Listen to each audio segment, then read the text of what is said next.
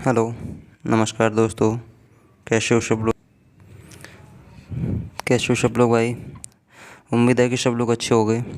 आज हम आए हैं, पॉलिटी की फर्स्ट वीडियो है हमारी, जो कि फुल डिटेल से होगी, जिसमें कोई शॉर्ट ट्रिक नहीं होगी। और जो शॉर्ट ट्रिक होगी वो वीडियो को मैं बीच बीच में आपको बताते चलूँगा। मैं शॉर्ट ट्रिक से भी होगी जो कुछ, तो वो मैं आपको बीच बीच में बताते चलूँगा। लेकिन हम इसे फुल डिटेल से पढ़ेंगे, क्योंकि शॉर्ट ट्रिक बहुत कम काम वो देती है। पूरे सिलेबस की शॉर्ट ट्रिक नहीं हो सकती, चाहे कोई कितना भी बड़ा क्यों ना हो जाए। लेकिन वो पूरे सिलेबस की, यानी पूरी पॉलिटी या पूरी ज्योग्राफी या पूरी हिस्ट्री की ट्रिक नहीं बना सकता है, क्योंकि हर एक चीज़ ट्रिक से नहीं होती। और जो ट्रिक से होती है वो हर एक बंदा याद कर लेता है, और जो हर एक बंदा याद कर लेता है वो बहुत कम काम आती है, एग्ज़ाम में बहुत कम आती है। इसलिए फुल डिटेल से पढ़ें। और ट्रिक से मैं ये नहीं कह रहा हूँ कि मैं ट्रिक से ना पढ़ें, आप ट्रिक से पढ़ें। ट्रिक से भी काफ़ी कॉन्सेप्ट क्लियर होता है। इसलिए ट्रिक से ये है कि आप एक लंबे समय तक याद रख सकते हैं। इसलिए ट्रिक से भी पढ़ते रहें और देखते हैं। तो चलिए, इस वीडियो में हम डिटेल से बात करेंगे, जो कि पॉलिटी। पॉलिटी एक बहुत इम्पोर्टेंट सब्जेक्ट है, जो कि अभी एनटीपीसी में भी, सॉरी, एनटीपीसी में भी एनटीपीसी के एग्ज़ाम में भी क्वेश्चन आए थे इसके। पैड में भी इसके 10 क्वेश्चन पूछे गए हैं।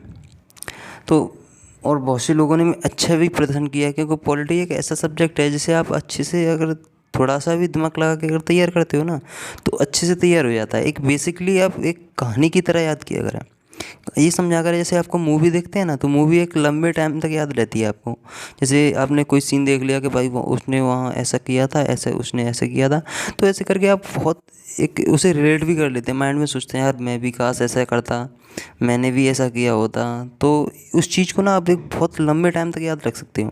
तो ऐसे ही आप हमारे सब्जेक्ट पॉलिटी है, हिस्ट्री है। हिस्ट्री तो एक तरह पूरी तरह कहानी से है। जो उसमें डेटा है उसको डेट को आप एक अच्छे से नोट कर लें, याद कर लें, और नोट करके भी अच्छे से याद होता है। तो नोट भी करते रहें वीडियो को, और वीडियो को पूरी तरह देखें जिससे आपको समझ में आए। ठीक है सो, ये हमारी फर्स्ट वीडियो है जिसमें हम केवल चैप्टर्स देखेंगे, और चैप्टर्स के बाद हम एक पहला दिन है तो हम इसको सिर्फ स्टार्ट करेंगे। ठीक है सो, तो चलते हैं बिना देरी किए। लेकिन अभी तक आपने और भी वीडियो जो शॉर्ट ट्रिक से हैं वो नहीं देखी हैं, तो आप देख लें। मैं आपको उनका लिंक डिस्क्रिप्शन में दे दूंगा, क्योंकि जो वीडियो ट्रिक्स हैं वो आपको ट्रिक्स से बहुत अच्छी तरह क्लियर हो जाएंगी। ठीक है, लेकिन जब वो रिवीजन में आएंगी, जब डिटेल से जब वीडियो लेके आ रहा हूँ मैं, तो ये डिटेल से जब आएंगी तो वो आपको एकदम पक्की हो जाएंगी यार। ठीक है, तो चलिए चलते हैं वीडियो की तरफ।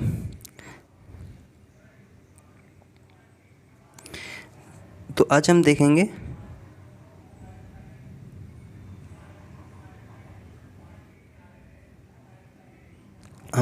इसका परिचय। ठीक है सुन, उसके बाद संविधान सभा, उसके बाद प्रस्तावना। ये हमारा सिलेबस है। क्या है? ये हमारा सिलेबस है। ठीक है सुन, तो ये हमारा सिलेबस होगा।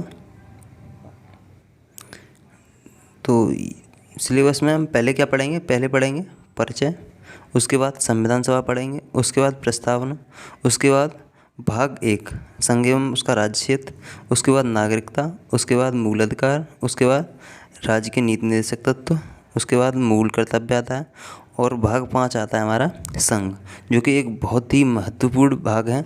और इसमें भाग 5 में ये जो हैं, ये इनको हम तैयार करेंगे। महान्यायवादी, राष्ट्रपति, उपराष्ट्रपति, संसद, प्रधानमंत्री, मंत्रिपरिषद, सीएजी, कैग और न्यायपालिका। ठीक है, तो इतनों को हम इसमें डिस्कस करेंगे। ठीक है, तो ये सब्जेक्ट होंगे 5 भाग तक, और भी हैं। देखिए आगे के भाग हैं। भाग 5 है हमारा, सॉरी भाग 5 हो गया हमारा संघ, और भाग 6 आता है राज्य। ये भी एक बहुत महत्वपूर्ण भूमिका निभाता है, बहुत इम्पोर्टेंट होता है ये भी एग्जाम में काफ़ी बार आता है। तो इसको भी आप अच्छे तरीके से देख लें। ठीक है सर,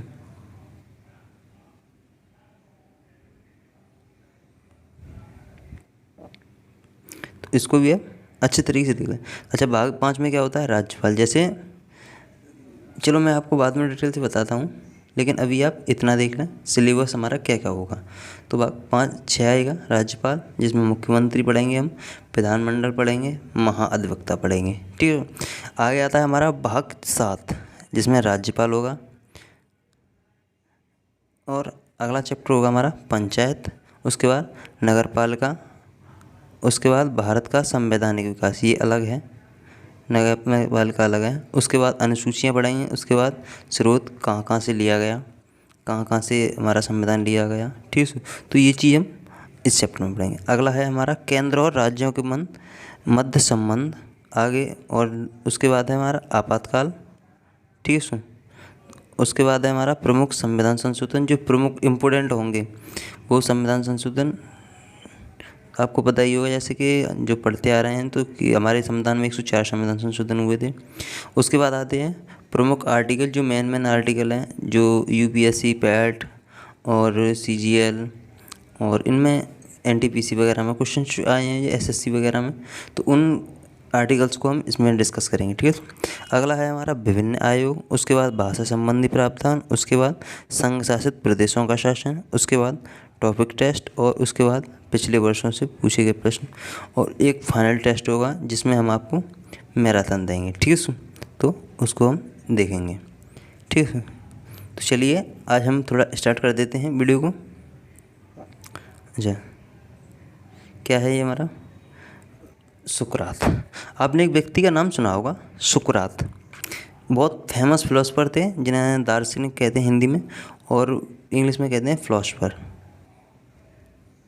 ठीक है सर। क्या कहते हैं? फिलोसफर। अच्छा, जो सुकरात थे हमारे, तो जो सुकरात थे वो यूनान के व्यक्ति थे, ठीक है। तो जिन्हें फिलोसफर कहा जाता है, इनके शिष्य थे प्लेटो। कौन थे? प्लेटो, जिनके बारे में और भी मैं आपको डिटेल से बताऊंगा। लेकिन प्लेटो के शिष्य थे अरस्तु, और अरस्तु के शिष्य थे सिकंदर। ये अरस्तु के शिष्य थे, ठीक है। अरस्तु किसके शिष्य थे? प्लेटो के, और प्लेटो सुकरात के, ठीक है दोस्तों। अच्छा, प्लेटो, अब पढ़ते हैं हम प्लेटो के बारे में। तो प्लेटो जो थे वो, उन्हें राजनीतिक दर्शन का पिता कहा जाता है। क्या कहा जाता है? राजनीतिक दर्शन का पिता कहा जाता है प्लेटो को, ठीक है।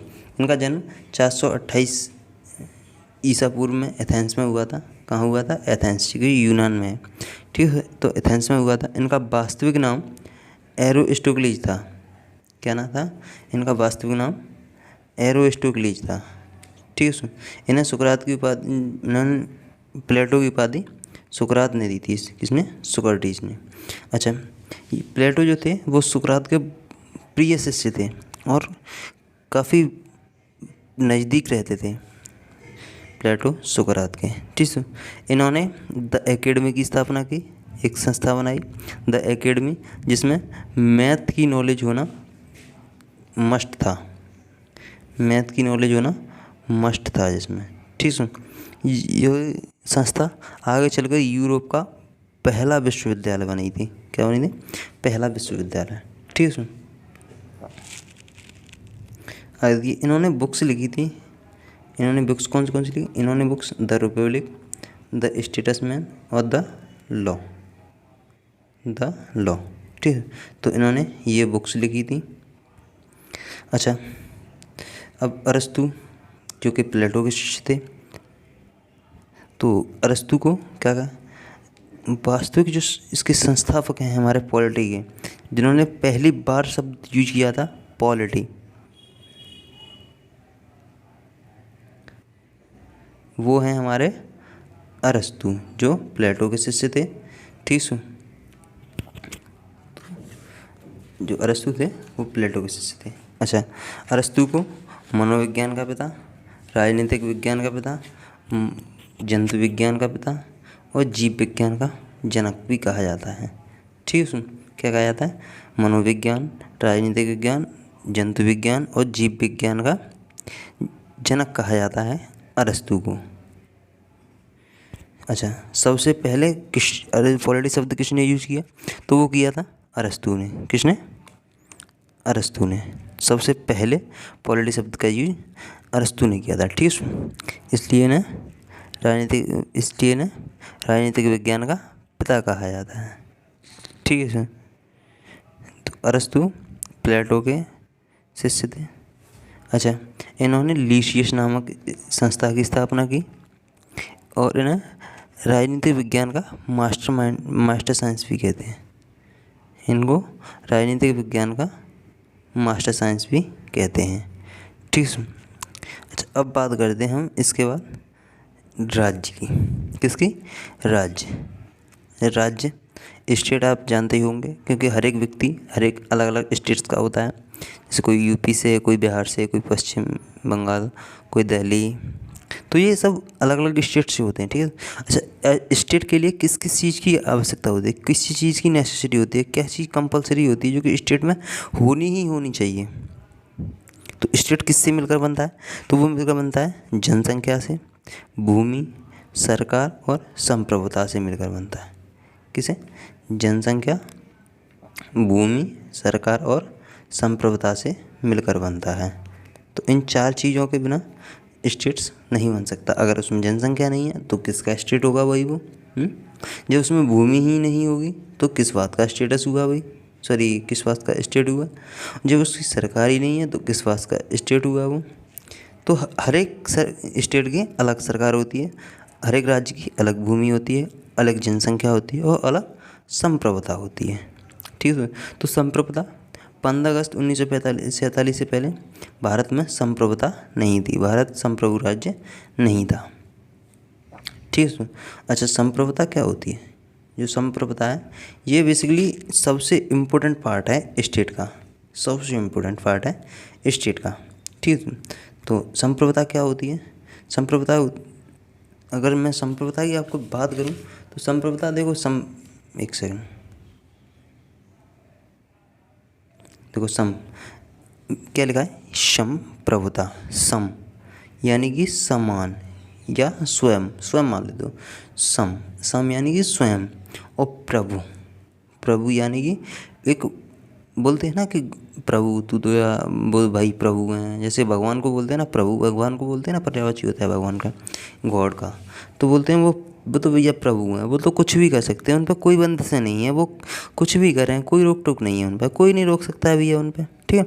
तो प्रभु यानी कि खुद में एक पावर होना, सम स्वयं में, प्रभु यानी कि एक ऐसी पावर होना जो कि हम किसी दूसरे की आज्ञा का पालन ना करें, हम किसी दूसरे की बात ना मानें, हम कुछ भी ना करें। ठीक है। जो यानी कि प्रभु, जैसे कि आप एक चीज़ मान लीजिए, अपने घर में है। ठीक है। तो आप घर में, आपका मन है कि भाई मुझे ये नहीं करना है या मुझे ये करना है, वो भी अपने घर के अंदर। ठीक है। तो आप कर सकते हो वो, या नहीं भी कर सकते हो।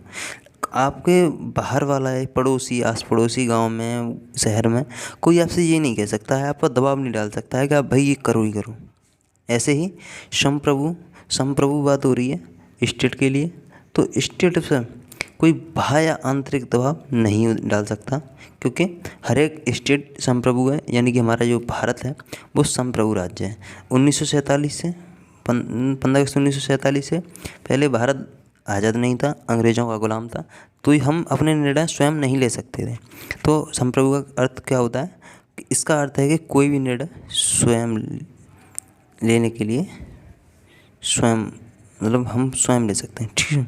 इसके ऊपर आंतरिक या बाह्य दबाव किसी भी राज्य का नहीं होगा। ठीक है। या किसी भी देश का आंतरिक या बाह्य दबाव नहीं होगा। अच्छा, जो राज्य संप्रभु होते हैं जो राज्य संप्रभु होते हैं वो अपने स्वयं निर्णय भी ले सकते हैं। तो इसका अर्थ ये भी निकलता है। तो स्टेट के लिए एक सबसे इम्पोर्टेंट जो पॉइंट है वो होगा हमारा संप्रभु। ठीक है। तो संप्रभु राज्य होना ही होना चाहिए। तो इतना हम इस वीडियो में देखते हैं। अगली वीडियो में हम संविधान सभा पढ़ाएंगे। तो ये आज फर्स्ट ईयर था हमारा पॉलिटी का, तो इसको हम इतना ही यहीं रोकते हैं और अगली वीडियो देखिए और हर एक वीडियो देखिए। आपको उम्मीद करता हूँ, उम्मीद नहीं, आपको मेरे ऊपर एक बार ट्रस्ट करके देखिए आप। आई होप कि आपको सक्सेस मिलेगी, पॉलिटी में सक्सेस ज़रूर मिलेगी, ये मैं आपको गारंटी लिख के देता हूँ। ठीक है। क्योंकि जितना यहाँ से पढ़ लोगे आप, वो आपको फंसना ही फंसना है पेपर में, चाहे आप कुछ भी कर लो। बस थोड़ी सी मेहनत आप मेरे साथ करते रहना, जिस तरह से मैं आपके लिए मेहनत कर रहा हूँ उस तरह आप भी मेरे मेहनत करते रहें। ठीक है। तो thank you so much very good. तो दोस्तों अगर वीडियो अच्छी लगे तो वीडियो को लाइक कर लें, चैनल को शेयर कर दें और सब्सक्राइब भी कर लें और बेल आइकन को प्रेस कर लें और वीडियो को एक बार शेयर कर दें भाई, जिससे अगली बार मेरा पार्ट आने वाला है तो उस वीडियो को आप भी देखें और उसके बाद भी यानी कि पूरा सिलेबस देखें और आई होप कि आपको पसंद भी आएगा और उसके साथ साथ आपको एक अच्छी माइंड भी डेवलप कर देगा, जिससे आप और भी वीडियो देखेंगे। तो चलिए भी दोस्तों मिलते हैं अगली वीडियो में, तब तक के लिए जय हिंद, लव यू।